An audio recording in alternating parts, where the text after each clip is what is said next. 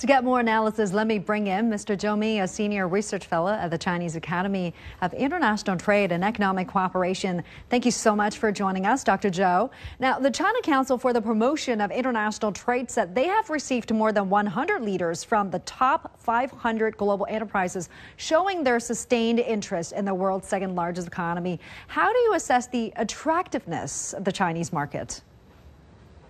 Well, on the one hand, we know companies, they do need a very big market. And China is one of these super big markets. So we can provide those companies with so many different spaces, no matter in the big cities, but also in the villages.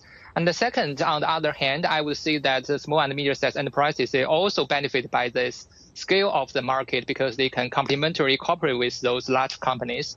Well, the second reason, I mean, that is coming from the stabilities of China's policies. We keep on opening up and we are trying to have a better and more stable for the policies environment. And the third one, I believe that China is a very innovative way. We have provided so many possibilities for those companies to discover what they can do to make a better profits here in China. Now, Chinese companies are also seeking to invest overseas. The trade promotion body said more Chinese firms are now prioritizing investment in countries with Belt and Road cooperation with China. What do you make of this trend?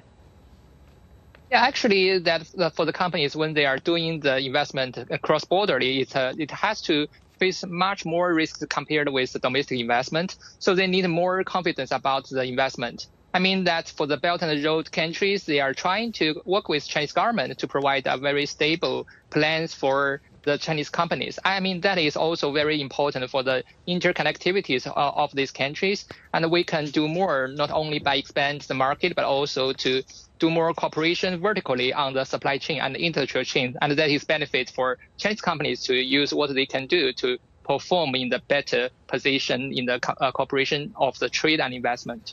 Dr. Zhou Mi, thank you. Stay with me. I'm going to come back to you in just a bit.